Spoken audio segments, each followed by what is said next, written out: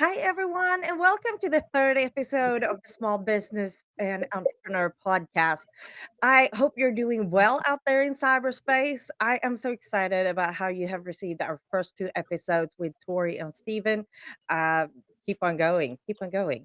Today, we have our first out of state visitor or guest with us. Welcome, Waterfall Adams from Mobile, Alabama. Thanks for having me here.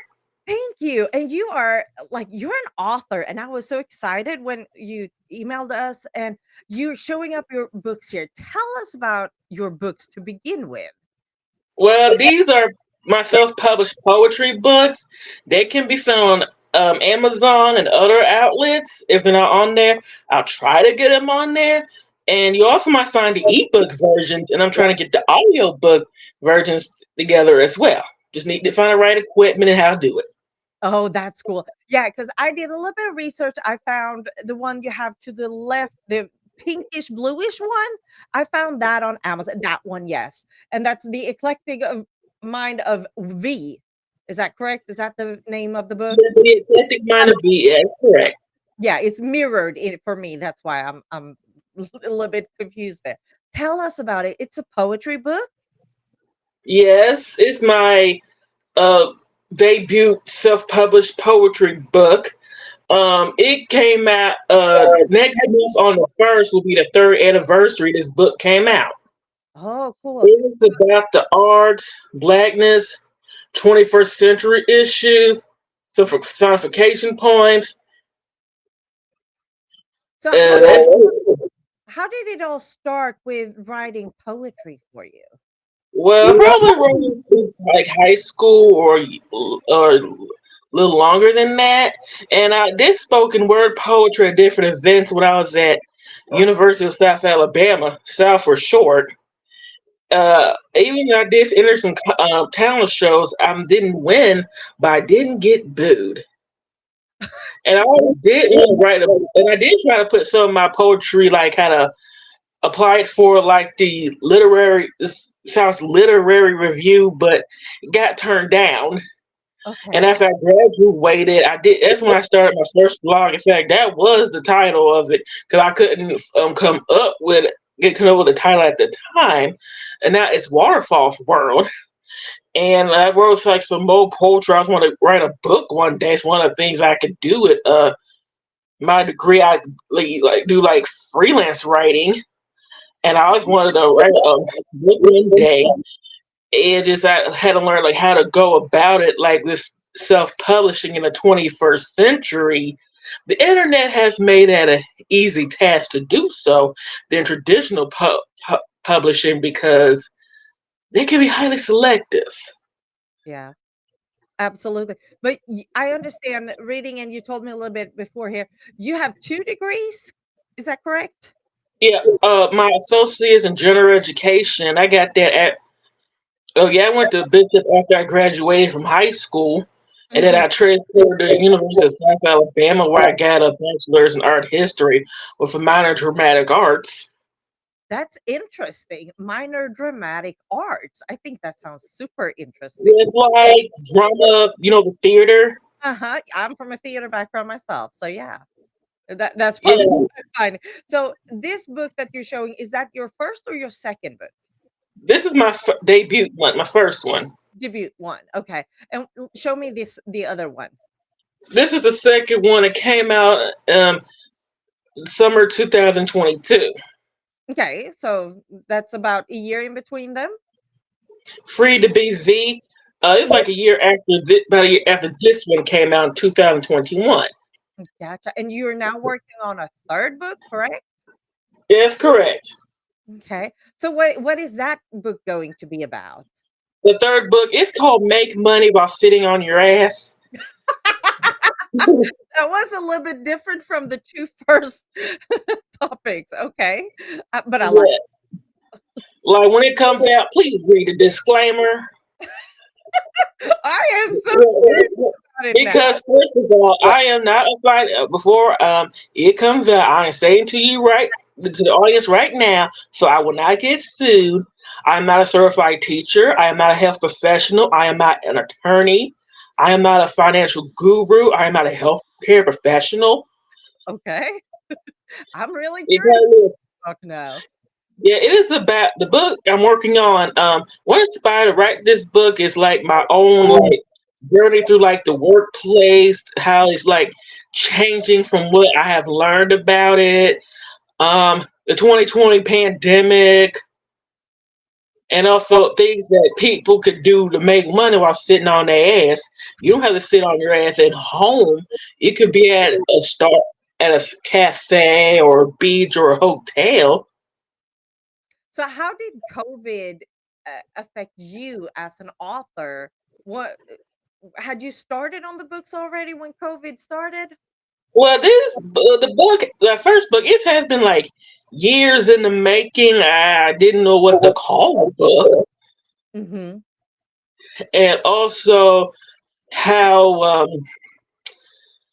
COVID really changed a lot of things. Like work, they had to kind of like done more like remotely, thanks to the digital age that we live in right now, compared to the 1918 Spanish influenza pandemic, Yes, a lot has happened since that pandemic. Absolutely. But and also I also had to do like a lot of research of like with KDP and other outlets to self-publish a certain guidelines.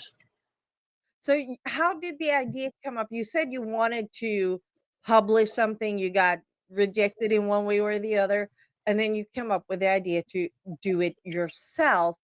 How has it been hard to market, and how have you been able to market your books? Well, I have been getting help from a company in Nigeria called Precious Digital Marketing Agency, run by Alajeti Precious Gillian. He made This company made my logo, Mhm. my book trailers and book promos you might find on my social medias, even my YouTube channel.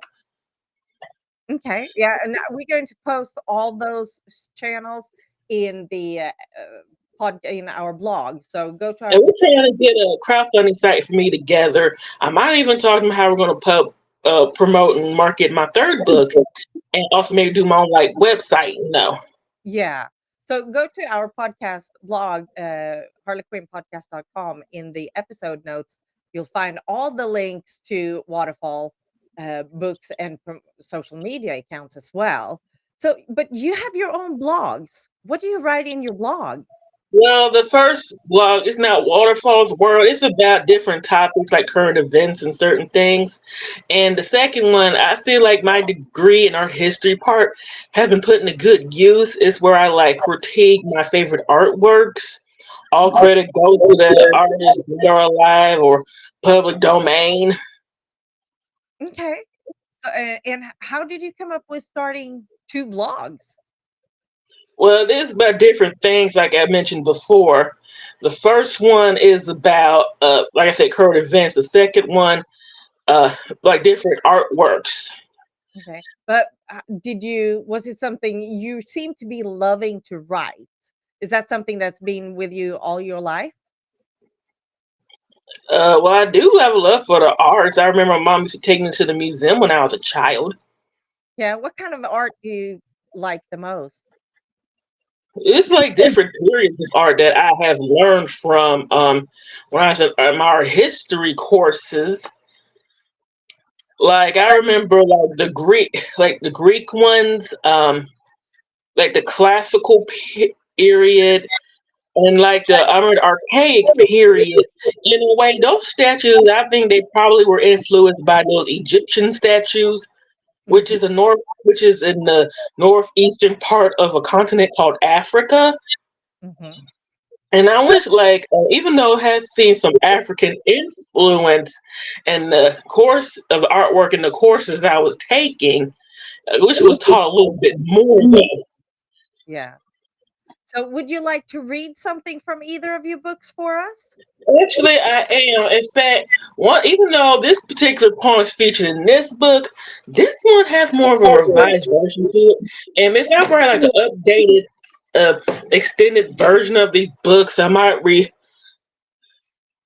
like revise it again some more. I'm trying to adapt it in the stage and or screen. Okay. It's about the history of African American dance. Oh. We'll start from Africa to the 21st century. Mhm. It's called We Have to Dance. I might break down some lines if we have enough time. As a people, we have to dance.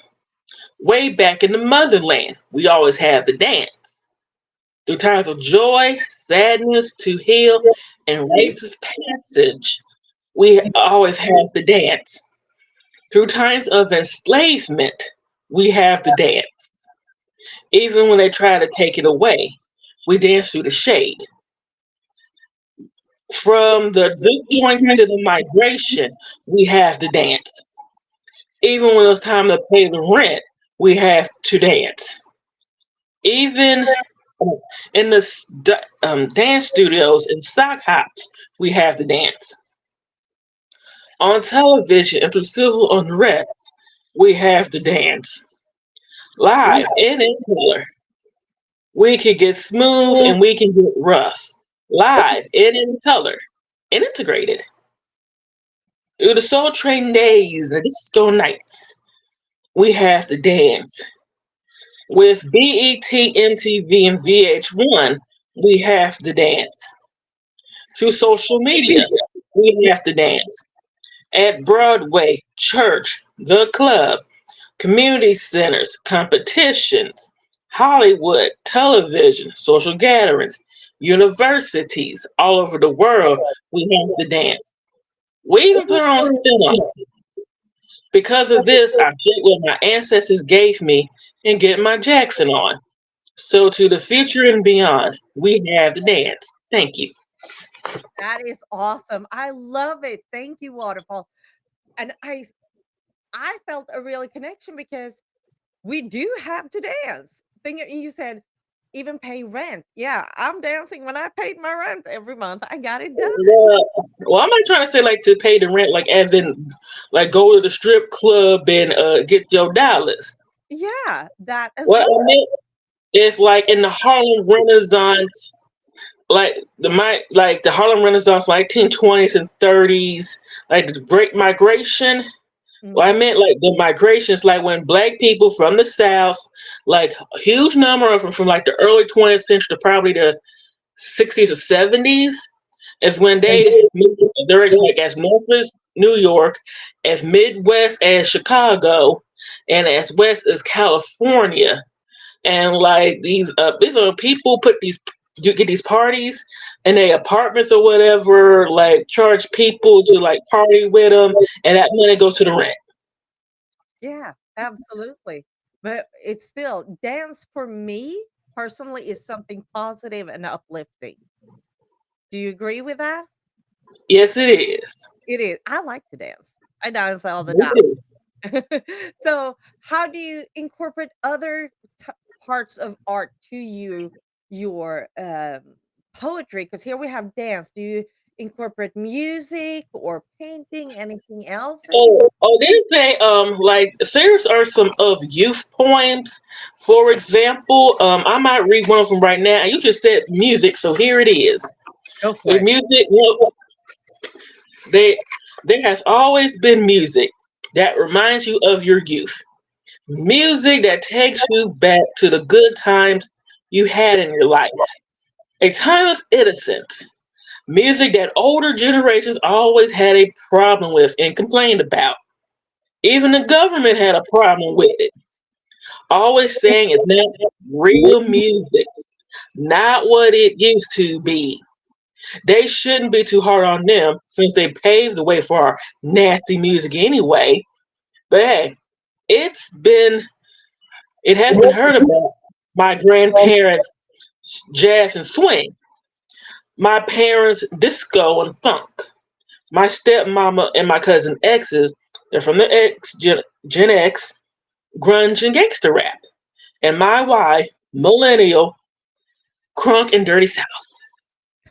Thank you. I love it. It's so true. You really pinpoint everything and you really nail it down to what it really is. I love it. Hmm. I love it. I make me I was supposed to thinking of buying your books and be a little bit better prepared than I am, to be honest. Um and read through some of your poem, but I'm kind of glad that I didn't because I would probably have a preset opinion reading it, but I really, really love it. Now I'm really going to buy them and read them all through. So how Thank you. yes, how do you find your audience? Being in Mobile, Alabama, how do you get outside Alabama except being on our podcast? Well, I do. I, and I plan on going back to it. Like, do like go to poetry like shows that allow like an open mic segment. But I do plan on doing book signings. I just need to order more offer copies of my book, and might even do my own poetry show myself. And I just need to talk to different venues about if I have to pay venue fees and stuff, and also get like flyers and kind of put the more word out about my show. And also, last time I read like a poem from my book for the Mobile Writers Guild in one of the library branches. Interesting. Interesting. So are you planning on trying to get outside Alabama? Yeah, I do plan on that. Yes. First, I need to do more research, get more of my like travel funds together. Mhm. If I like get outside of Alabama, probably will give these a push in my book sales. Yeah. It's just my books gonna be in different genres. It's just I gotta market them like kind of differently. Like for example, if I to write a children's book, I can't have like let's see like buy this children's book and I got on like something sexy and sexy and revealing on to see a children's book. Come Right. on, Right. Absolutely. Absolutely. So we mentioned that they can find your books at Amazon. Where else? If they want if somebody who looks at this now say, "Oh, I want to have a copy of your book." like probably Google Books, Barnes and Noble.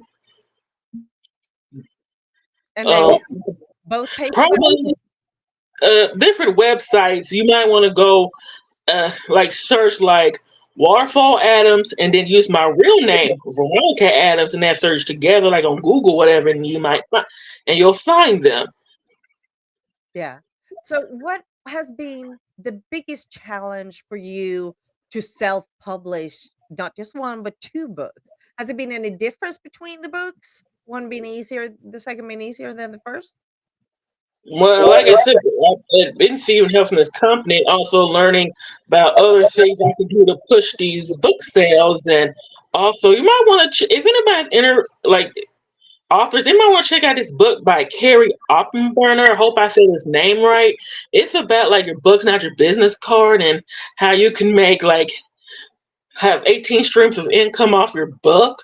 And I was like, this I gotta read. Like for example, I mentioned like the books come in like the paperback format or maybe even hard copy, depending on the agitation, like a certain amount of like pages that will allow you to do a certain format. And also they're like different streams of income if you have your books in different formats. And Yeah. also in self-publishing, they got certain guidelines. You gotta go. Please read those guidelines carefully. Get like a dictionary, well, or even like a law dictionary if you have to. Is it a lot of fine script to read and figure out Di- yourself? Like different sections, like different like formats to I mean files where you could upload your manuscript. Some that allow certain ones, some that don't. Okay, so it's like PDF or that kind of format you're talking about, or is it the Yeah, PDF or Doc or DocX. okay, so it's not it's more of that kind of format, not in the format of how you're writing. It's not like they are kind of directing your way of writing. Do they have anything to say about that? Well, that's what I meant as in like your like file. Like for example, I'm writing with like Google Docs, and it's like you can convert to certain other files like PDF or DocX or EPUB or whatever. Yeah. Has it been hard to figure it out? It does have its challenges, but I figured out somehow. Some way or the other. Yes. So if we have somebody now watching or listening to this and they say, I want to publish my own book as well, what is your first advice to them? Like, please do your research. Have like a copyright page. Hmm. Like being like a writer, being an author, it is a business within itself. There are different types of publishing, like the traditional, the self-published that I'm doing. There's hybrid. It's like a mix of the traditional and the self-published. There's indie publishing. Well, other publishing that I don't know about yet. Like go on Google and look it up. Yeah. And then is it specific also if you want to have a read like a ebook and a print book? Is that different rules about it? And Yeah, they both have their different rules. Like, like when I was on like the KDB, trying to create the covers of these books, depending on their formats. You'll notice like when you go on the website, it's like you see the design from the paperback books I just shown, and the ebook versions are a little bit different. yeah, and just because the format has to be different, I assume. Yeah, well, like, depending on the templates that were available, depending on the format. Gotcha. Gotcha. So where do you see yourself in 5 or 10 years from now? Being more, having my own place, being more financially independent, Mhm. And how many books will you have published? more than what I have now. Well, you have more coming. Are you see yourself writing something else than poetry? Maybe Yes, a I do. Maybe like a true crime book ooh, that I'm researching for. ooh, that sounds Like this particular case I'm about to tell you, I don't know if any books have been written about it. But I might as well be the first one who write about it. It's about Yolanda Holmes and her son Kwame Wilson. I never heard the names. Yeah, I might put their names on the chat. Oh, wait a minute, hold on. How to do this chat? I don't Oh, wait, think here it is. Oh, it's private chat. My bad. I'm sorry. oh, no. Well, anyway, let well, it's about this case. It happened about over a decade ago, where Kwame Wilson, he was like this YouTube local Chicago rapper, and his Ooh, mother ran a beauty salon called Nappy Heads. okay. He and a couple people like one the lady, she's probably out of prison now. She was like the getaway driver. Kwame Wilson, he's now doing 99 years, while the killer, the hitman, is doing 100. Wow. And like after Kwame had his mother killed, he had like inherited like thousands of dollars or whatever. He only paid the hitman 70, and this when the hitman snitched on him, and he went on like social media showing off this like he had these cars and this kind of looked like Louis Vuitton luggage, and there was like a video of him that really kind of sealed his fate. Like he went to hit the bank, empty, get money out of like mom's account, and then you know her term, make it rain. Mhm. Like you throw money in the air and it goes down. He made it on his like fans, when those fans all getting this money. You might want to check this out. He also had a YouTube series called Nick Stories. Like check it out. It's like more about this case I did not know. Like for example, when his mother Yolanda was a teenager, she was an extra as one of the cheerleaders in the 1986 movie called Wildcats. What's that? Oh yeah, Wesley Snipes was in this movie. You might want to check it out. Mhm. Mhm. And also like Kwame's father, he's like serving a life sentence. He burned down this crack house that resulted in the death of some people. Wow. Well, that It's like there's more things about this case I did not know. Like what is also inspired, right? Like this book, there was this case that happened in the 90s, around 1996 in Atlanta when the Olympic was going on. Named Lance Herndon. Um, he ran a tech company called Access Inc. okay. You might want. Yeah, this is a book from Ron Stodge Hill, called Redbone, which is the millionaire and the gold digger. You might want to check that out. And the term like Redbone is like describes a really like light skinned African American woman. Okay. I As you clearly see, I don't look like a red bone at all. So you're planning on writing a book about this whole case because it sounds like it's very very meaty in the sense of it has a lot of information. Yes, like and there's also like information about this case I don't know. I need to look up like different like good reliable sources put down based on true events. Maybe I might have to interview some people.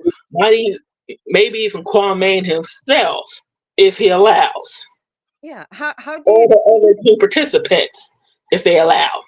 yeah. How long time do you spend on research for your books? Enough to fill like pages where I won't bore the reader to death, and also get the information right, or somebody who like might this case affected them might sue me, like a relative, like maybe a relative of Yolanda Holmes and Kwame Wilson. Yeah. Yeah, that would be very bad if they did. You got to have your ducks in a row, so to say. True. Yeah. And how do you feel, would it be different to promote a book like that versus the 2 you've already written and given out? Do you know that by now? Probably depending on the genre of the books that I write, marketing might be different. Yeah. What do you prefer to write? Crime or poetry? What's the most I kind of like them both because like as a creative, it proves I have more versatility, not yeah. just a one note thing. Do you feel like just because you've given out 2 poetry books that people automatically wants to put you in that genre and not open up their minds that you actually can write something else? Yeah, well, as an author, I want to prove, like I said before, the author and creative, I have more versatility than just poetry. Yeah. But do you feel that the reader will know that reading your books? Hey, as long as there's Waterfall Adams on the cover, hey, they know it's me. And also make sure on the paperback or hardcover versions, there's a picture of me on it. Like as you can see, like on the back of this book, there's no picture. And this one, there is a picture. The Mm, reason there's no picture on this one, I had trouble trying to find a picture that fits certain like width and length requirements that it will like the KDP will allow. yeah. And have you had before you published them, who did you have to proofread them? Did you have family or friends to read it Well, through? my mom edited my first two books. You said what? Now I could not hear you. My mom, she edited my first two books. Okay. Okay. And how about your family and friends? How did they receive it? Well, I did give like autographed copies of my books to like I remember another local poet for his like birthday show. I gave him that, and I also it was a open mic thing where I recited from one of the books, and I the books I had copies I had to him, I autographed it and gave it to him, and also gave it to like my parents, each of them for their like Mother and Father's Day. Oh, wait a minute, my dad for his retirement. My mom, I forgot what holiday, but I autographed them. Interesting. Interesting. So the people who have read it, how have they received it? Do they like it? Yes. Said anything? Are they excited about your third book coming out? Yeah, I hope they are. I'm getting the word out right now through these interviews, and I am working on it. When do you think it's going to be published, the third book? Ho- Hopefully this year. Hopefully. Hopefully that's going to be exciting. Exciting. And then you're already in the making on a fourth book in your mind, at least. Yes. It's going to be fun. And maybe a fifth too. Or A fifth six. too. Oh, geez. How do you keep track of all of them? I do my best. You do. Yeah. See, like keeping three or four books, different genre in your head and getting it all processed. That sounds like a lot of work. Yes, and also good to do the research to kind of keep it all together. Right. Right. What has been the biggest challenge for you so far? All over, so to say. Trying to come up with more funds to run my creative ventures Mhm. And and make sure I have the flexibility and time to do so. And also, certain classes I want to take. I do have performing experience. Just want to make look for like some acting classes I can afford or free, mhm. like dance class. And also, like I said before, the poem I just read. I'm trying to adapt in the stage and on screen. Got to do the research, like different eras, different places, different times. Like with like Africa, it's a it's a big continent, and each of the peoples of the countries in the continent have their own dances, Mhm. and then also I mentioned like the different technologies. I gotta research that the makeup, hair, clothing, like different areas, and so it's different for like different directions for like a stage and or screen and Yeah. screen. So your goal is to actually being able to travel over there and do the on hand and see it for real? Would that be Yes, like on stage and a screen, for maybe like scout different areas and also like props and take like a stage or script writing class, and also like research with the costuming. It's like it since also like maybe come a little prop device like for like the time travel, like travel different eras and like African American dance. dance seems to be a very much thing that you love, a very close thing to you. Is that correct? Yes, it's correct. Do you like to dance yourself? Do you do any dance? I'm not gonna Yes, ask. I do dance. I did make an A in my intro to dance class when I was at South. Yeah. And would that be something? Would you like to like set up a dance performance one day, maybe? Yes, I would. Step away from the writing a little bit? Well, I'm not going to step away from the writing. I do beta read and also blog, and also, like I said before, writing a script. You can do all at once. Yes, A lot to do. Keeps you busy. yes, it is. What do you like the most? Dance, writing, and what kind of writing? Both. Both. It's hard to Yes, say which one is the more fun. yes, yes, and also I learned to research different dances because, like, different like African cultures. Like I said before, like rites of passage, like the community, like recognize this child co- coming an adult, and like certain dances like this like adults do like with females, like going through puberty and you starting to develop hips, like you see a lot of like hip movement in African American and African dance, like that's a lot of isolations. How did dance come into your life? Yeah, I remember I think it probably uh like a one. And also, my mom told me like I did a certain dance move, and then my dad, he's from Antigua, which is now Antigua and Barbados. We visited there. I was like a baby. My sister was probably three, and my late cousin Nikki, where she rests in peace, she was probably six or so, probably 7 or 8. her at the time, and it's like though it was only for me. They did the same dance moves I did, so it might be hereditary. Sounds like it. Sounds like it, but it sounds a lot of fun. I'm really intrigued to see and see what you're coming up with here in your third book and in the future. I think Yeah, you're a very productive person. So it's just yeah. I'm about trying to get more productive, trying to boost things to get my own place. And also, what I was trying to say is also I'm in the fifth. When I was in the fifth grade, I entered a 4-H talent show. I won third place. I danced in that one. that's interesting. I like it. So what do you think is going to be what do you hope here for 2024? If we narrow it down to the 360 something days we have left of the Really trying to boost things. boost things. Yes. Yeah. How has social media helped you to Oh, reach out?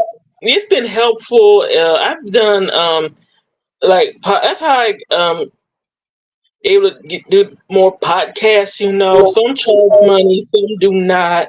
There are podcasters on Fiverr that charge, and also gets more of the word out.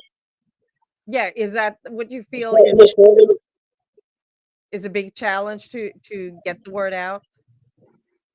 Well, like I remember taking this free webinar about forex trading. Like it's easy to start a business; it's hard to grow one. Absolutely. Absolutely. It's you have all the ideas, but how are you going to take the next step?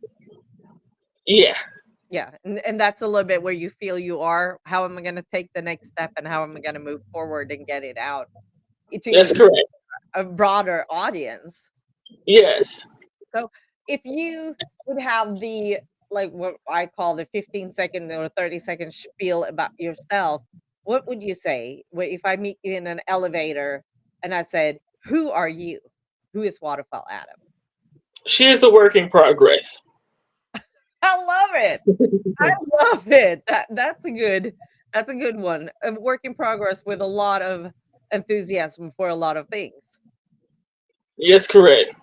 Awesome. Well, we're going to put up all the channels that Waterfall has on her social media and where you can find her books and picture of her books on our blog post.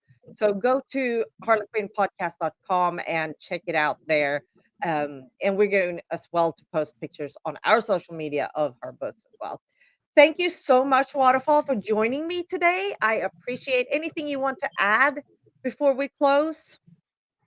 Yes, and I also plan on doing like more professional photography as well.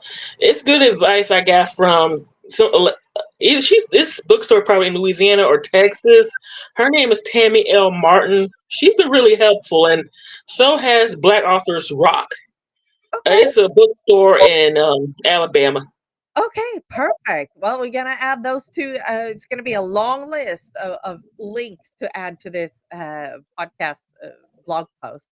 Thank you again, Waterfalls, for joining us, and check her out on Google. Google her name and check us out later. Thank you so much, everybody, and I'll see you in 2 weeks. Bye-bye. Bye.